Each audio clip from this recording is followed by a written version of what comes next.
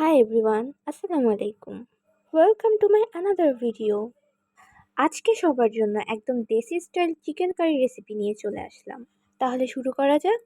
ফার্স্টে 2 কেজি পরিমাণ মতো চিকেন ধুয়ে পানি ঝরিয়ে রেখেছি। তারপর শুকনো মশলাগুলো নিয়ে নিয়েছি।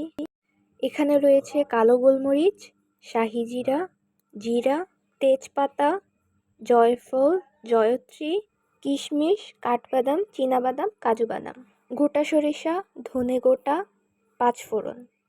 কাঁচা মশলার মধ্যে রয়েছে পেঁয়াজ কুচি, কাঁচামরিচ, রসুন আর আদা। এখন এই সব কিছু একটা ব্লেন্ডারে নিয়ে সাথে একটু হলুদ গুঁড়ো আর সরিষার তেল দিয়ে ভালোভাবে ব্লেন্ড করে নেব। এখন ধুয়ে রাখা চিকেনটাতে একটু পেঁয়াজ কুচি আর ব্লেন্ড করে রাখা মশলাটা দিয়ে দিব।